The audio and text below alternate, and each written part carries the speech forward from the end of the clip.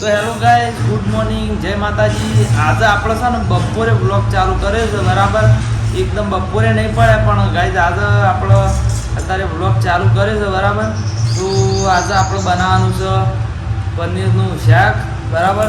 તો એના માટે આપણે હું વસ્તુઓ કરીશ ખબર છે? ડુંગળી વાટી છે, ટોમેટો વાટ્યા છે, આ પનીરના જેના કટકા કરી નાખ્યા છે.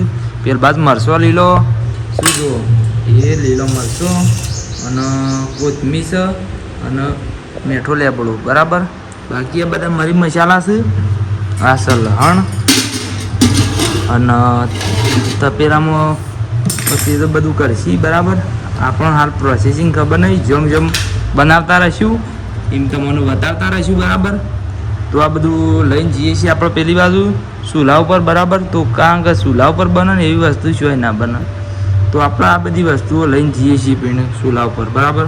તો ગાઈઝ આમાં આપણે પનીરનું આમાં તપેલામાં નાખવાનું છે, બરાબર. તો એ મસાલા હંગાથી ભેળસેળ થઈ જાય. હા, તો જેમ જેમ નાખે છે એમ બતાવીએ છીએ હો. તો ગાઈઝ જો આમાં પનીર નાખશે, કારણ કે પહેલાં પનીરને એ રીતના તૈયાર કરવાનું, પછી વંગારને એવું તો કરશે.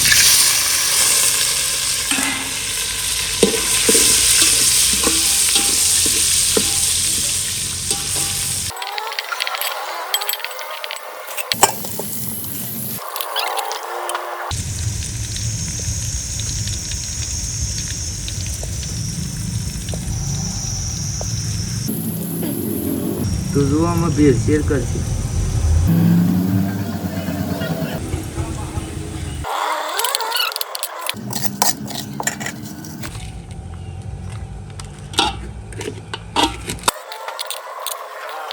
તો ગાઈઝ આમાં આપણે ખરું ને ડુંગળીને એવું બધું વંઘાર કરવાનું છે, એટલે આ જો બધું મરી મસાલા નાખાશે મોય.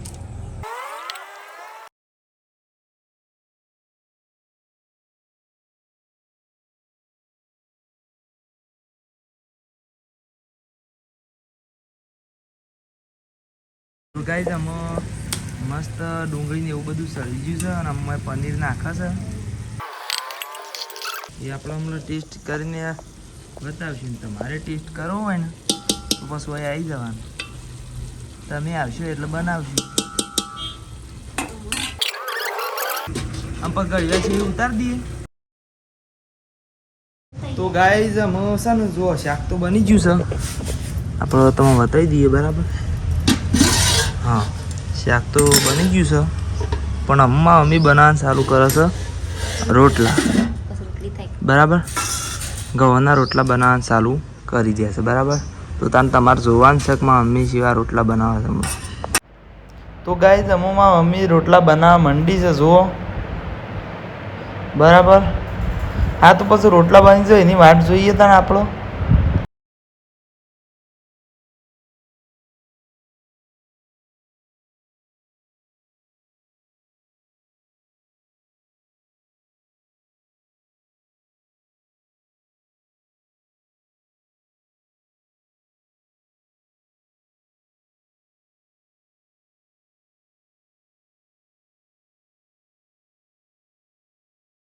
તો ગાઈઝ શાક તો તમે જોઈ લીધું હતું કે તૈયાર થઈ ગયું હતું, બરાબર. અને મમ્મી રોટલા હજી બનાવી જ જાય છે અને રોટલા અમે ખાઈએ એટલા બની જશે. તો અમે હાલ ખાઈએ છીએ. ખાઈ પછી થોડો મારા ભાન મારા બે જણો છે ખેતરમાં, એટલે એકમ પાતા લેવા છે. મારા પપ્પા અહીં ખાવે, મારા મમ્મી રોટી ખાવે, બરાબર. તો અમે આ તમારે રિવ્યૂ આપવા માટે વિડીયો બનાવી, બરાબર. બસ એવું શાક બન્યું છે, પહેલી વખત બનાવ્યું છે. અમે કદી ઘેર આ રીતના બનાવ્યું નહીં. વિવાહમાં ને રીતના લગ્નમાં ખાધેલું ખરું, પણ આ રીતના કદી ઘેર બનાવ્યું નહીં, પહેલી વખત બનાવી છે. તો લે ગોઈ શાક આવતી હતા ને માપની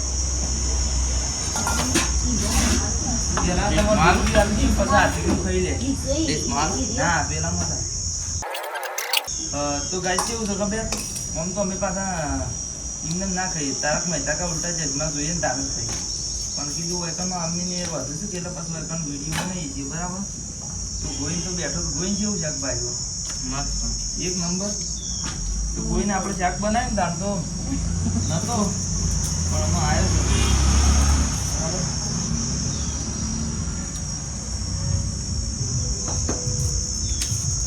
વાળું વાત તો આવી શાક તો મસ્ત બનાય જો યાર. ટેસ્ટી બની. ટેસ્ટી બની. એ બધું નાખવાનું એવું છે.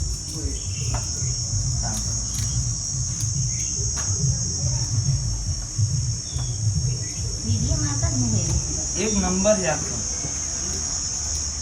ના ખાતું તમે ખાઈ ના ખાધું હોય તો બનાવજો બરાબર. ના તો કોઈ લાગતું નથી. લગ્નમાં તો તમે ઘણી વખત ખાધું હોય છે પણ ઘેર કદાચ નહીં બનાવતા હોય તો કોઈ વાંધો નહીં, પણ ના બનાવેલું હોય ને તો એક વખત ટ્રાય કરજો ઘેર. અને અમે બનાવીએ એ રીતના ટ્રાય કરજો, ખાવાની બહુ મજા આવશે.